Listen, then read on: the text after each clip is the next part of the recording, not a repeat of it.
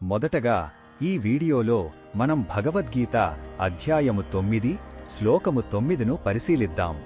ఈ అధ్యాయంలో శ్రీకృష్ణుడు తన దివ్యమైన నిగూఢమైన స్వభావం గురించి వివరిస్తున్నాడు.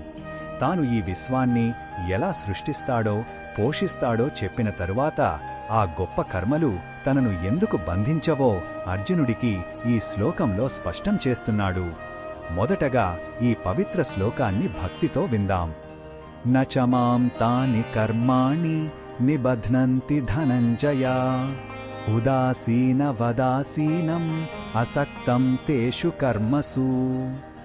ఈ శ్లోకం అర్థమేమిటంటే, ఓ ధనంజయ, నేను చేసే ఈ గొప్ప పనులు కూడా నన్ను కర్మ బంధనాలలో కట్టివేయలేవు. ఎందుకంటే నేను ఆ పనులయందు తటస్థంగా ఆసక్తి లేనివానిగా ఉంటాను. సూర్యుడు తన కిరణాలతో ప్రపంచంలో ఎన్నో కార్యకలాపాలకు కారణమైన వాటి ఫలితాలతో సంబంధం లేకుండా ఎలా ఉంటాడో, అలాగే భగవంతుడు కూడా సృష్టి కార్యాలు చేస్తున్నప్పటికీ వాటికి పూర్తిగా అతీతంగా ఉంటాడు. ఆయనకు ఏ కోరికలు లేవు, ఏ పనులపైన మమకారం లేదు. ఈ శ్లోకంలో ఉన్న భావం మనకు ఏమి చెప్తుందంటే, నిజమైన స్వేచ్ఛ కర్మలను వదిలివేయడంలో లేదు, కర్మ ఫలాలను వదిలివేయడంలో ఉంది. భగవంతుడే దీనికి ఉత్తమ ఉదాహరణ. ఆయన చేసే ప్రతి పని ఒక లీల. ఆయన ఏ ఫలితాన్ని ఆశించడు. ఈ నిస్సంగత్వమే ఆయనను కర్మ బంధనాల నుండి విముక్తుడిని చేస్తుంది. మనం కూడా నిస్వార్థంగా పనిచెయ్యడం నేర్చుకోవాలి.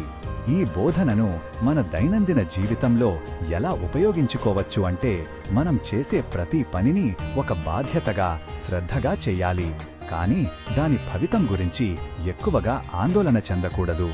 విజయం వస్తే గర్వపడకుండా, అపజయం వస్తే కృంగిపోకుండా ఉండాలి.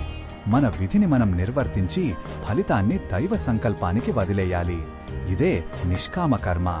ఇది మనసుకు శాంతిని, స్థిరత్వాన్ని ఇస్తుంది. మరిన్ని భగవద్గీత శ్లోకాల అర్థాన్ని తెలుసుకోవాలంటే మా తదుపరి వీడియోలను తప్పకుండా చూడండి.